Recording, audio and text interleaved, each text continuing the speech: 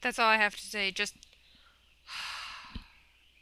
about why this took so long. Just, I had this done, it was finished, and then my computer died. Like, literally died. I had to replace the hard drive. It just... Anyway, moving on.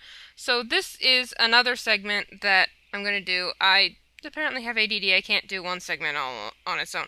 So what I do here is I'm going to compare a live action and an animated version of the same Disney movie.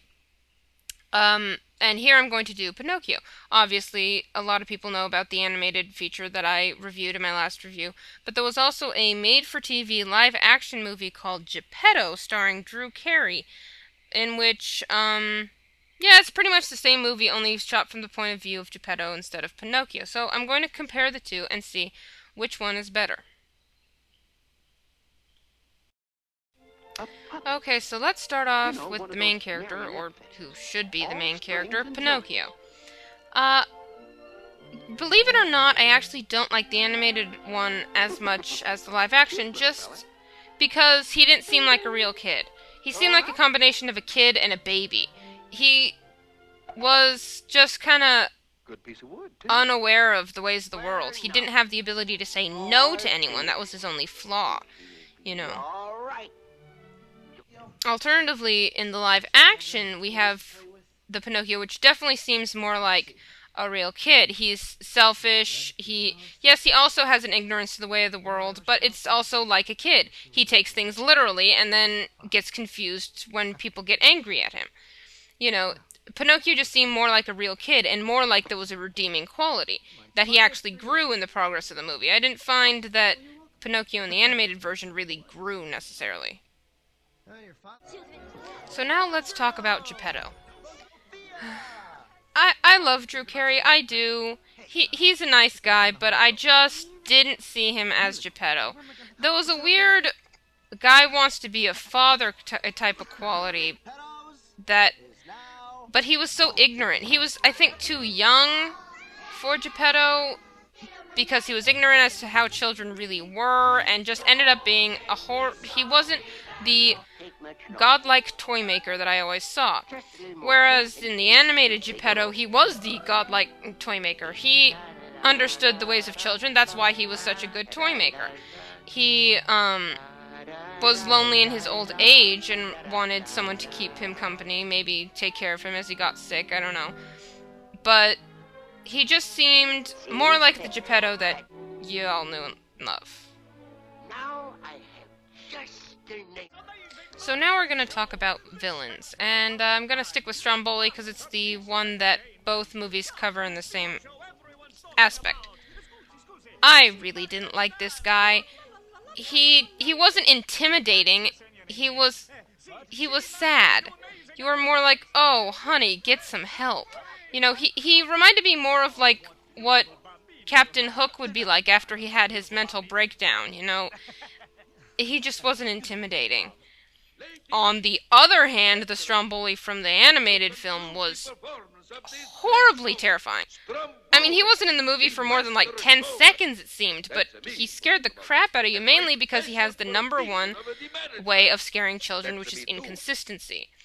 He would be nice and laugh and everything 1 minute, and then next minute he's threatening that he's going to chop you up into firewood, you know. He was the real villain, and definitely far superior to the other one. So now we're going to talk about story. And once again, actually, I like the live action more than the animated. The animated has a very basic story, but I'm kind of confused as to what that story is. Like, it doesn't seem to have a value. It's entertaining, it tells what things happen, but you don't necessarily, besides the when you wish upon a star aspect of it, which you can get at the beginning of the movie, it doesn't really have any sort of benefiting factors. Geppetto, on the other hand, was a lot more like, you really felt like the characters were growing and you were growing with the characters, and the story made more sense, more was looked into.